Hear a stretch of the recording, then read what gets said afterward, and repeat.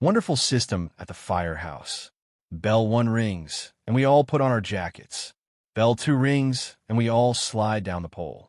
Bell 3 rings, and we all get on the trucks. So from now on, we're going to run the house in the same way. When I say bell 1, we strip naked. When I say bell 2, we jump into bed. And when I say bell 3, we make love all night. The next night, the fireman came home from work and yelled, "Bell 1," and his wife dutifully took off all her clothes. Then he yelled, "Bell 2," and she got into bed. And he yelled, "Bell 3," and they began to make love. After 2 minutes, his wife yelled, "Bell 4." "What the is bell 4?" asked her husband. "Roll out more hose. You're nowhere near the fire." I'm a migrant worker. Moscow is huge. People are everywhere, cars are everywhere, and police too. Grandma said, "In Moscow, money is all over the streets. Go and sweep it up." Grandpa said, "When you see the statue of worker and kolkhoz woman, tell him to marry her already." My wife said, "In Moscow, women are cheap. I'll come with you." I said, "No way, they don't take responsibility for lost items in the cloakroom. You'll get lost." Ishak, my donkey, said, "I want to go too." We got stopped by a cop. He said, "You're breaking traffic rules, walking at 100 kilometers per hour and not wearing seatbelts."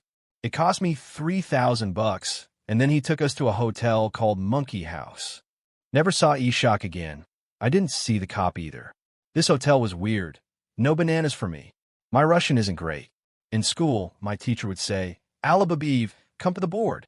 I'd say, "Don't disrespect yourself." Say, "Come to the beautiful woman." In Moscow, you need to know Russian or you won't understand the writing on cars. Wash me. I'm all itchy. Went to the metro, counted steps like an astronaut. Then my shoe soles flew off. Everyone pointed and said, "New youth group, the skinheads." I lost my hat too. While looking for it, I learned a new word. Get out of here.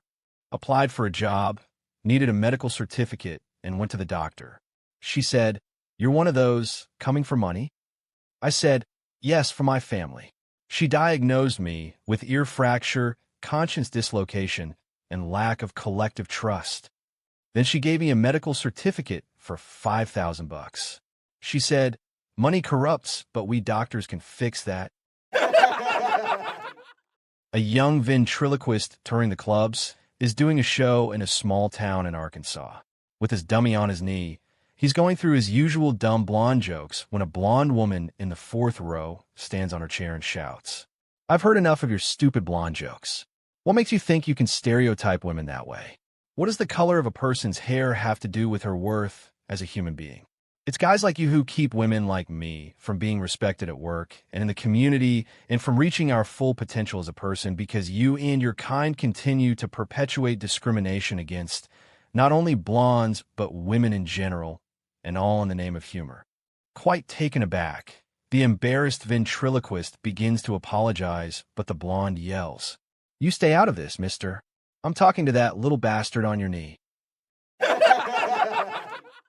A guy joins a monastery and takes a vow of silence. He's allowed to say 2 words every 7 years.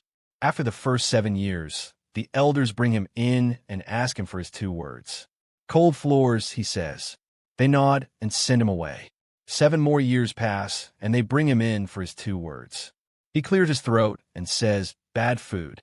They nod and send him away. 7 more years pass, and they bring him in for his 2 words. "I quit," he says.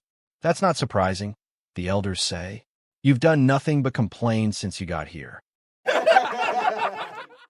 A London solicitor parked his brand new Porsche in front of the office to show it off to his colleagues.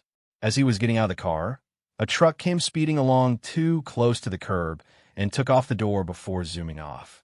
More than a little distraught, the solicitor grabbed his mobile and called the police. 5 minutes later, the police arrived. Before the policeman had a chance to ask any questions, the man started screaming hysterically, "My Porsche, my beautiful silver Porsche, is ruined. No matter how long it's at the panel beaters, it'll simply never be the same again." After the man finally finished his rant, the policeman shook his head in disgust. I can't believe how materialistic you bloody solicitors are, he said. You lot are so focused on your possessions that you don't notice anything else in your life. How can you say such a thing at a time like this? Sobbed the Porsche owner. The policeman replied, Didn't you realize that your arm was torn off when the truck hit you? The solicitor looked down in horror. Fuck hell, he screamed. Where's my Rolex?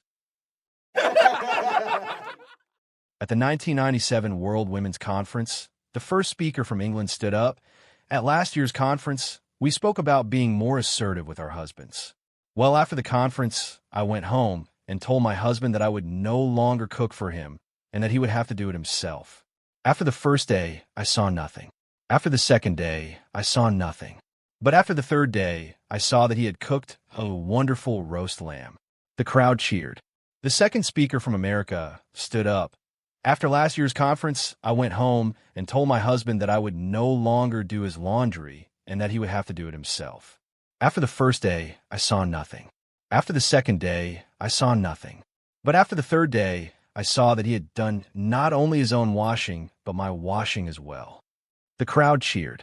The third speaker from Australia stood up. After last year's conference, I went home and told my husband that I would no longer do his shopping and that he would have to do it himself. After the first day, I saw nothing. After the second day, I saw nothing. But after the third day, I could see a little bit out of my left eye. My husband caught me with a broom for the first time in years. In the middle of the night. In the kitchen. Not by the fridge, but literally holding a broom. What on earth are you doing? He asks, rubbing his eyes. I say, I'm doing my exercises, okay? Just sweeping. You know what they say? The early bird catches the worm. He looks at me, totally exhausted, and says, If you're tired, just go to sleep. I looked him dead in the eye and said, Look, I fly on a broom at night, and my slippers keep falling off. Leave me alone. When Dennis got married, it was on the building site. After a sometime, Jack said to Dennis, Are you still having sex every day? Dennis replied, Yes, every day, every day. Frank, have you tried a little bit up the other hole? Dennis, Oh, no, I couldn't do that. She's the vicar's daughter. Frank, well, try. You've been married for 2 years now. Ask her if you can try the other hole. Dennis, I daren't. Frank, go on. You've been married so long now. Dennis, I will. I'll ask her in the night. Frank, you've been giving her one every day for 2 years now, so it's time for a bit of a change. Dennis, I'll ask her at night then. He came in the next morning, and Frank was quick to ask him, Did you ask if you could try the other hole, Dennis? Dennis, well, I did ask her, but she said that we still can't afford children yet. A young monk arrives at the monastery. He is assigned to helping the other monks in copying the old canons and laws of the church by hand. He notices, however, that all of the monks are copying from copies, not from the original manuscript. So, the new monk goes to the old abbot to question this, pointing out that if someone made even a small error in the first copy, it would never be picked up. In fact, that error would be continued in all of the subsequent copies. The head monk says, We have been copying from the copies for centuries, but you make a good point, my son. He goes down into the dark caves underneath the monastery where the original manuscripts are held as archives in a locked vault that hasn't been opened for hundreds of years. Hours go by, and nobody sees the old abbot. So, the young monk gets worried and goes down to look for him. He sees him banging his head against the wall and wailing. We missed the R. We missed the R. We missed the bloody R. His forehead is all bloody and bruised, and he is crying uncontrollably. The young monk asks the old abbot, What's wrong, father? With a choking voice, the old abbot replies. The word was, celebrate. A firefighter was working on the engine outside the station when he noticed a little girl nearby in a little red wagon with little ladders hung off the sides and a garden hose tightly coiled in the middle. The girl was wearing a firefighter's helmet. The wagon was being pulled by her dog and her cat. The firefighter walked over to take a closer look. That sure is a nice fire truck, the firefighter said with admiration. Thanks, the girl replied. The firefighter looked a little closer. The girl had tied the wagon to her dog collar and to the cat's testicles. Little partner, the firefighter said, I don't want to tell you how to run your rig, but if you were to tie that rope around the cat's collar, I think you could go faster. The little girl replied thoughtfully, You're probably right, but then I wouldn't have a siren. A blonde gets a job at a gas station. It is her first day, and her first customer drives to pump number 1 in a red convertible. Super excited, she approaches the customer and says, Hey, mister, would you like some gas? The customer says, Yes, that's why I am here. She immediately gets to work, filling the customer's tank. While the tank is filling up, she approaches the customer again and says, Hey, mister, would you like me to clean your windshield? The customer says, Sure, why not? So she cleans his windshield, making sure to get every part of the windshield, and she does an incredible job. Once she completes cleaning his windshield, she approaches him again and says, Hey, mister, would you like me to check your blinkers to see if they work? The customer says, Sure, why not? So she gets on all fours in front of the car and screams to the customer, Okay, you can turn them on. I am ready. The customer turns on his left turn signal because her face is right in front of that turn signal. The customer then hears her scream at the top of her lungs, Yes, and oh, yes, and oh, yes, and oh, yes, and oh, yes, and oh, yes, and oh, yes, and oh, yes, and oh, yes, and oh. My first ever dirty-ish joke I ever heard still makes me laugh. A man is visiting his elderly father in a care home. The man asks how his father is settling in. Oh, it's wonderful, son. I made some great friends, I'm well rested, and at night the nurses give us a hot chocolate and a Viagra before bed every night. When leaving, curious to know about the Viagra, he asks a nurse, Excuse me, my dad told me that you serve him hot chocolate and a Viagra before bed every night. What? The nurse replies, Oh, the hot chocolate is to help them fall asleep, and the Viagra is to stop them rolling out of bed. 2 Canadians die and end up in hell. Satan decides to pay them a visit, so he walks into their room and sees them talking and laughing. Confused, he asks them why they're happy. They tell him, Well, we're so sick of the cold where we're from, and this place is nice and toasty. Satan, annoyed, storms away and goes to hell's boiler room, where he turns up the temperature. He goes back to the Canadians' room, along the way being begged by all sorts of people to put the heating back down. He enters the room to see the Canadians having a barbecue. Furiously, he asks them what they're doing. Well, we can't pass up this wonderful weather without getting out the barbecue. Satan realizes he's been doing the wrong thing. He goes to the boiler room and turns it down until it's at a colder temperature than ever seen on Earth. He knows he's won now, so he goes back to the Canadians' room, only to see them jumping up and down in excitement. He shouts at them in fury, Why are you still happy? They look at him and shout at the same time, Hell froze over. That means the Leafs won. A farm boy accidentally overturned his wagon load of wheat on the road. The farmer that lived nearby came to investigate. Hey, Willis, he called out, forget your troubles for a while and come and have dinner with us. Then I'll help you overturn the wagon. That's very nice of you, Willis answered, but I don't think Dad would like me to. Come on, son, the farmer insisted. Well, okay, the boy finally agreed, but Dad won't like it. After a hearty dinner, Willis thanked the host. I feel a lot better now, but I know Dad's going to be real upset. Don't be silly, said the neighbor. By the way, where is he? Under the wagon, replied Willis. A nice, calm, and respectable lady went into the pharmacy, walked up to the pharmacist, looked straight into his eyes, and said, I'd like to buy some cyanide. The pharmacist asked, Why in the world do you need cyanide? The lady replied, I need it to poison my husband. The pharmacist's eyes got big, and he explained, Lord have mercy. I can't give you cyanide to kill your husband. That's against the law. I'll lose my license. They'll throw both of us in jail. All kinds of bad things will happen. Absolutely not. You cannot have any cyanide. The lady reached into her purse and pulled out a picture of her husband in bed with the pharmacist's wife. The pharmacist looked at the picture and said, You didn't tell me you had a prescription. Having arrived at the edge of the river, the fisherman soon realized he had forgotten to bring any bait. Just then, he happened to see a little snake passing by who had caught a worm. The fisherman snatched up the snake and robbed him of his worm. Feeling sorry for the little snake with no lunch, he snatched him up again and poured a little beer down his throat. Then he went about his fishing. An hour or so later, the fisherman felt a tug at his pant leg. Looking down, he saw the same snake with 3 more worms in its mouth. My husband and I were dressed and ready to go out for a lovely evening of dinner and theater. Having been burgled in the past, we turned on a night light and the answering machine, then put the cat in the backyard. When our cab arrived, we walked out our front door, and our rather tubby cat scooted between our legs inside, then ran up the stairs.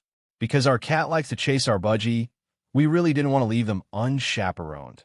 So my husband ran inside to retrieve her and put her in the backyard again. Because I didn't want the taxi driver to know our house was going to be empty all evening, I explained to him that my husband would be out momentarily as he was just bidding good night to my mother.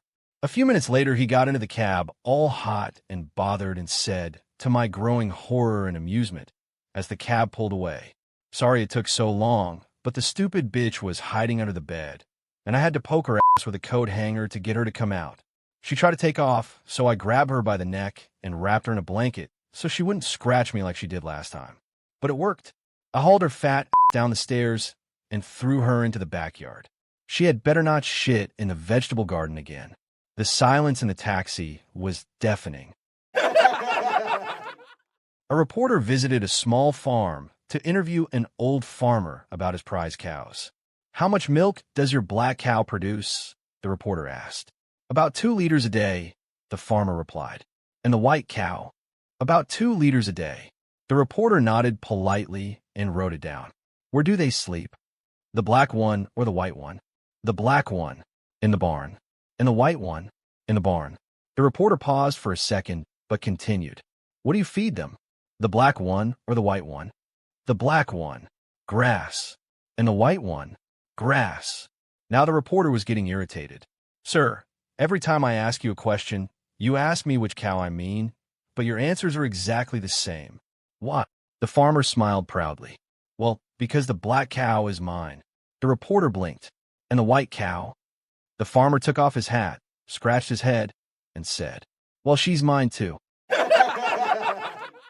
A man, while playing on the front 9 of a complicated golf course, became confused as to where he was on the course. Looking around, he saw a lady playing ahead of him. He walked up to her, explained his confusion, and asked her if she knew what hole he was playing. She replied, "I'm on the 7th hole, and you are a hole behind me, so you must be on the 6th hole." He thanked her and went back to his golf. On the back 9, the same thing happened, and he approached her again with the same request. She said, "I'm on the 14th hole. You're a hole behind me, so you must be on the 13th hole." Once again, he thanked her and returned his play. He finished his round and went to the clubhouse, where he saw the same lady sitting at the end of the bar. He asked the bartender if he knew the lady. The bartender said that she was a sales lady and played the course often. He approached her and said, "Let me buy you a drink in appreciation for your help. I understand that you are in the sales profession." "I'm in sales also." "What do you sell?" She replied, "If I tell you, you'll laugh." "No, I won't." "Well, if you must know," she answered, "I work for Tampax." With that, he laughed so hard he almost lost his breath. She said, "See, I knew you would laugh." "That's not what I'm laughing at," he replied. "I'm a salesman for Preparation H, so I'm still a hole behind you." A good bar joke that always makes women laugh. Jack woke up with a huge hangover after attending his company's Christmas party. He didn't even remember how he got home from the party. As bad as he was feeling, he wondered if he did something wrong.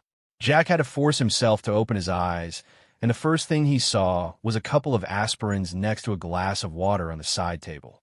And next to them, a single red rose. Jack sat up and saw his clothing in front of him, all clean and pressed.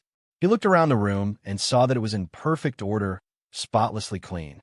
So was the rest of the house. He took the aspirins and cringed when he saw a huge black eye staring back at him in the bathroom mirror. Then he noticed a note hanging on the corner of the mirror written in red with little hearts on it, and a kiss mark for his wife and lipstick. "Honey, breakfast is on the stove. I left early to get groceries to make you your favorite dinner tonight." I love you, darling. He stumbled to the kitchen, and sure enough, there was hot breakfast, steaming hot coffee, and a morning newspaper. His son was also at the table, eating. Jack asked, "Son, what happened last night?" "Well, you came home after 3 a.m., drunk and out of your mind. You fell over the coffee table and broke it, and then you puked in the hallway and got that black eye when you ran into the door." Confused, he asked his son, "So, why is everything in such perfect order and so clean? I have a rose, and breakfast is on the table waiting for me?" His son replied, "Oh, that. Mom dragged you to the bathroom to clean you up, and when she tried to take your pants off, you screamed, 'Leave me alone, bitch, I'm married.'" A farmer is worried that his sex life with his wife is getting a bit dry. In SFW, they go to see a therapist who asks them what they think the problem is. The wife says, "I just don't have time for it. I'm too busy cooking, cleaning, doing the laundry, and everything else." Sex is starting to lose its appeal. The farmer is disheartened to hear this, but listens to the therapist, who tells him, "You need to change things up a bit. You'll just have to do something sexy to attract her." The next morning, the wife is in the house, ironing some clothes, when she hears strange sound from outside. She runs out of the kitchen and into the front yard, and sees her husband completely naked thrusting his dick in and out of Tractor's exhaust pipe. "What on earth are you doing?" she shouts. The farmer looks up at her. Well, the therapist said to do something sexy to attract her. Police. "Ma'am, how did your husband die?" Wife, "Poison," hysterically crying. Police.